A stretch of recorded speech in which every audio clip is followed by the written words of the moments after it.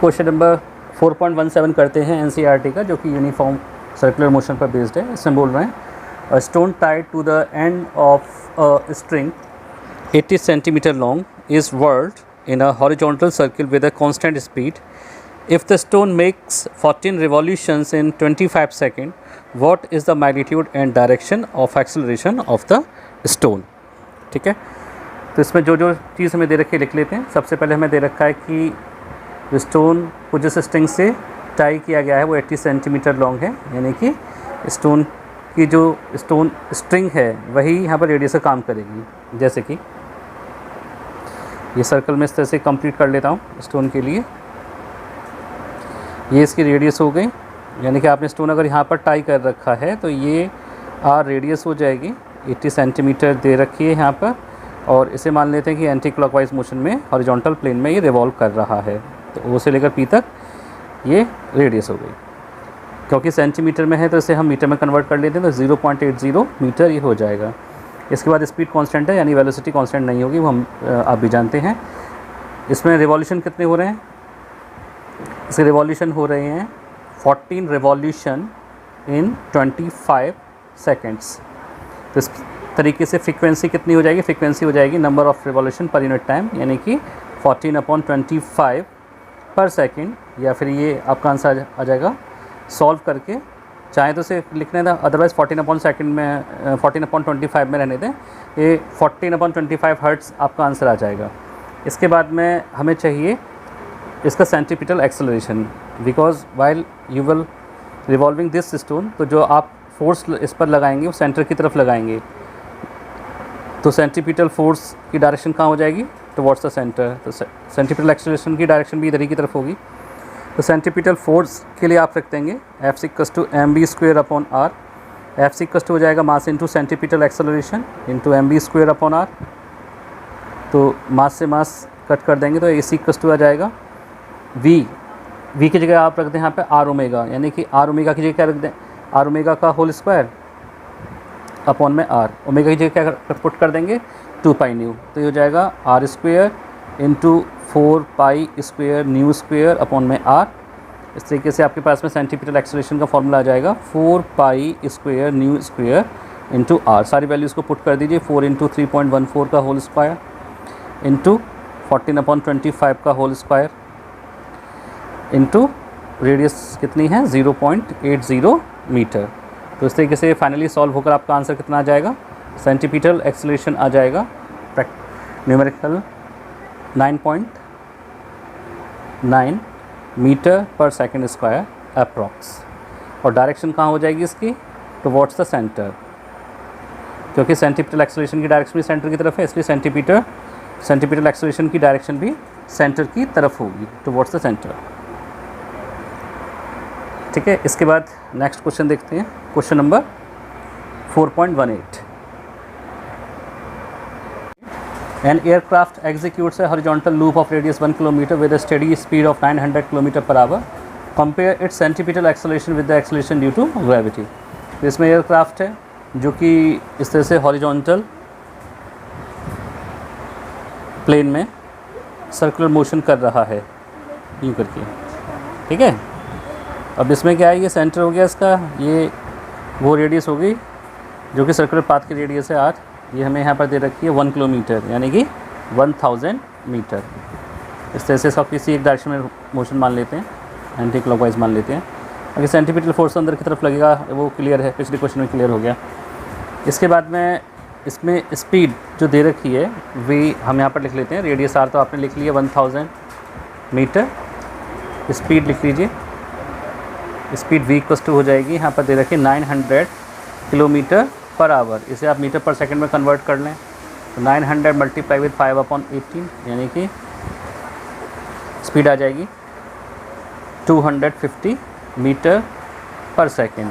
ठीक है, तो अब हम बाकी काम करते हैं। अब हमें सेंट्रीपिटल एक्सेलरेशन निकालना है। तो अभी जो आपने लास्ट वीडियो में फॉर्मूला पढ़ा था वहाँ पर सेंट्रीपिटल एक्सेलरेशन AC कितना आया था? v²/r। अब यहाँ पर v और r दोनों ही हमारे पास हैं, तो हम यहाँ पे v की स्पीड रख देते हैं। v है हमारे पास में 250 का स्क्वायर है, 250 इंटू 250 अपन रेडियस कितनी है? 1000। तो आपके पास में सॉल्व होकर आंसर कितना आ जाएगा? ये आ जाएगा centripetal acceleration equals to 62.5 metre per second square. ये तो वो एक्सेलरेशन है जो सेंटीपीटल फोर्स से सेंटर की तरफ मिल रहा है, लेकिन इसका कंपैरिजन अगर हमें ग्रेविटी से करना हो तो क्या करेंगे, ए सी अपॉन जी कर देते हैं। तो 62.5 और ग्रेविटी हम 9.8 ले लेते हैं, 9.8 मीटर पर सेकंड स्क्वायर। तो इस तरह से ये सॉल्व होकर अप्रॉक्स आपका आंसर आ जाएगा 6.38, इन दोनों का आंसर आ जाता है। अब नेक्स्ट क्वेश्चन करते हैं एनसीईआरटी का। क्वेश्चन नंबर 4.31 में जैसे कि आप पढ़ रहे हैं, a cyclist is riding with a speed of 27 kilometre per hour as he approaches a circular turn on the road of radius 80 metre he applies brakes and reduces his speed at the constant rate 0.5 meter per second every second. What is the magnitude and direction of the net acceleration of the cyclist on the circular turn? Question number 4.31 में जैसे कि आपसे बोल रखा है कि cyclist जो है उनकी स्पीड है 27 किलोमीटर पर आवर, यानी कि इसे मीटर पर सेकंड में कन्वर्ट कर लेते हैं। तो 27 टू 5/18 मीटर पर सेकंड, तो सॉल्व होकर स्पीड आ जाएगी 7.5 मीटर पर सेकंड। जो सर्कुलर लूप की रेडियस दे रखी है ये 80 मीटर है, ये जहाँ पर आर जो दे रखी है, और उसमें ब्रेक लगाने शुरू करते हैं, यानी कि शुरुआत में जो स्पीड है वो 27 किलोमीटर पर आवर है। उसके बाद में ब्रेक लगाने शुरू होते हैं और स्पीड घटती चली जाती है। तो इसके बाद में क्या होता है, ब्रेक लगने के लिए रिटार्डेशन लगेगा। रिटार्डेशन यहाँ पर दे रखा है 0.5 metre per second every second, यानी कि 0.5 metre per second square. Negative इसलिए रिटार्डेशन है। What is the magnitude and direction of net acceleration cyclist on the circular turn? पहले हम ये देख लेते हैं कि सेंटीपीटल एक्सेलरेशन कितना है। रिटार्डेशन जैसे 0.5 है। अगर मान लेते हैं कि जो एंटी क्लॉकवाइज मोशन में अगर वेलोसिटी है साइक्लिस्ट की, तो टेंजेंशियली वेलोसिटी इस डायरेक्शन में होगी v, यानी अगर एंटी क्लॉकवाइज आप ऐसे दिखा रहे हैं तो p पॉइंट, जैसे p पॉइंट कंसीडर कर लेते हैं, यहाँ पर वेलोसिटी की डायरेक्शन इस तरह से हो जाएगी। अब जो वेलोसिटी के अपोजिट ब्रेक लग रही हैं रिटार्डेशन, यानी कि इस तरह से ब्रेक लगेंगे बिल्कुल इसके अपोजिट डायरेक्शन में रिटार्डेशन की वजह से, तो वेलोसिटी एक्सेलरेशन के परपेंडिकुलर है, सेंटीपीटल एक्सेलरेशन के परपेंडिकुलर है इस जगह पर। तो इसका मतलब क्या हुआ, रिटार्डेशन जो लग रहा है जिसका नाम हमने ए दिया है, it is also perpendicular to the centripetal acceleration. इसका मतलब इन दोनों का एक रिजल्टेंट एक्सेलरेशन होगा, जैसे कि हम इस तरह से दिखा देते हैं।